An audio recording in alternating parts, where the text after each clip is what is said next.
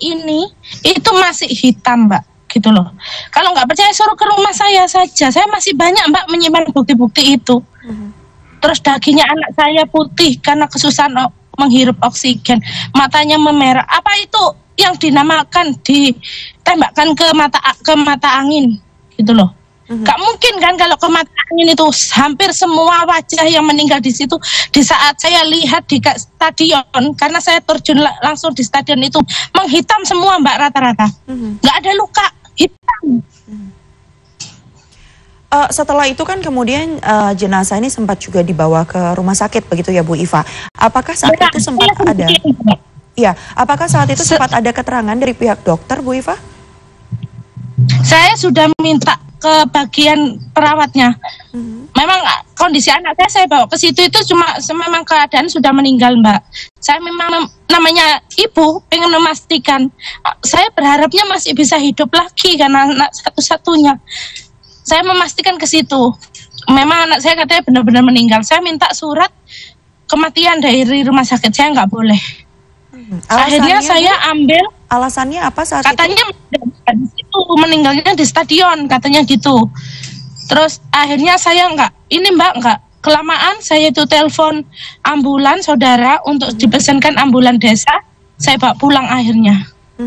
Saya sendiri yang mengurusin proses anak saya dari stadion, itu saya sendiri yang ini. Saya masuk ke stadion itu masih ada tembakan di luar, Mbak, tembakan gas air mata. Itu baunya, Masya Allah. Makanya itu bullshit banget kalau nggak ada tembakan. Katanya ada yang melihat nggak ada tembakan ke tribun. Bullshit itu, Mbak. Anak saya nggak mungkin menghitam seperti itu wajahnya. Nggak mungkin keluar darah dari hidung, dari telinga, gitu loh. Oke.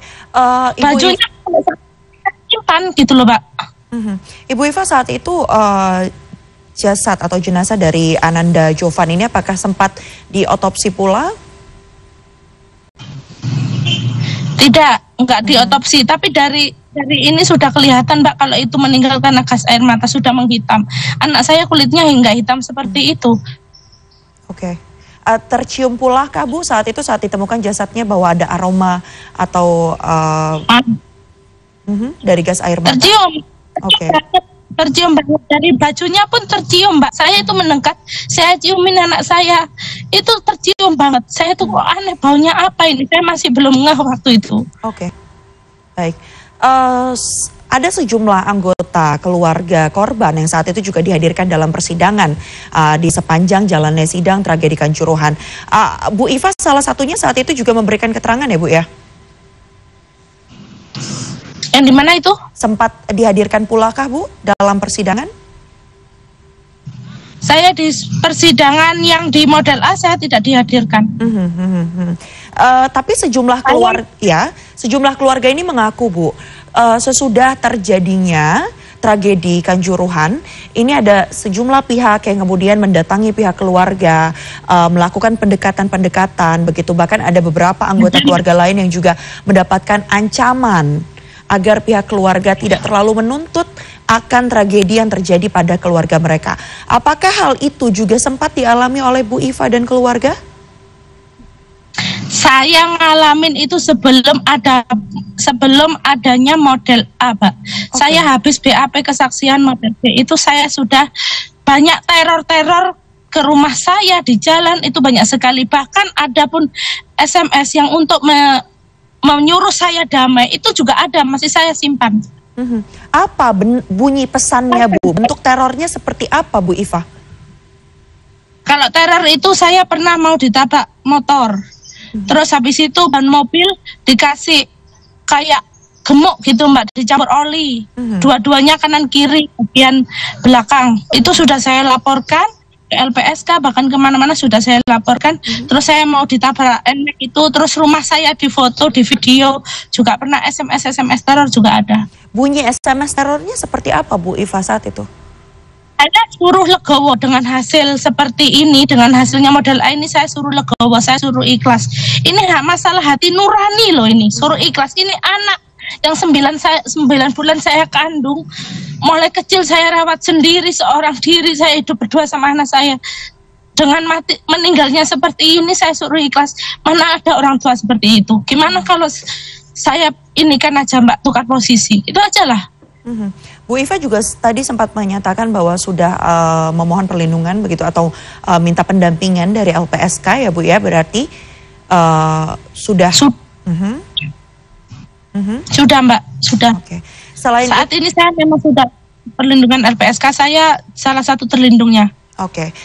Selain kemudian mendapatkan teror yang terjadi dan juga mendapatkan pendampingan begitu ya dari LPSK, keluarga korban ini saat ini juga sedang berupaya untuk mencari keadilan melalui laporan model B begitu, Bu Iva. Ya, perkembangannya berarti sejauh ini seperti apa, Bu Iva? Sejauh ini masih stagnan, Mbak. Stagnan, nggak ada pergerakan, belum ada sama sekali pergerakan. Masih stagnan, tetap di penyelidikan apa-apa gitu loh. Itu saya memang sudah koordinasi sama kuasa hukum saya juga. Alasan dari Polres Malang apa, Bu Iva katanya? Apakah tidak lengkap bukti atau masih harus ada berkas-berkas yang dilengkapi atau seperti apa, Bu? Ya itu saya ini kan sama kuasa hukum sih Mbak, mungkin salah satunya seperti itu, belum banyak yang belum terlengkapi gitu. Oke. Saya sudah menyerahkan itu sama kuasa hukum saya. Ibu, 4 dari 5 terdakwa kasus tragedi Kanjuruhan yang menewaskan 135 orang, di mana salah satunya adalah putra sematawayang ibu yang berusia 15 tahun, Jovan Farelino. Ini kemudian sudah divonis, ada yang bahkan divonis bebas. Masih ada satu lagi anggota polisi yang nanti akan menjalani sidang vonisnya. Apakah masih ada harapan itu?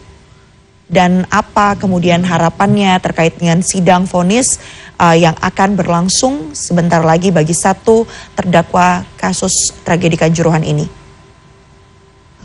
Saya berharapnya itu bisa banding, Mbak. Nggak ikhlas saya kalau cuma segitu aja.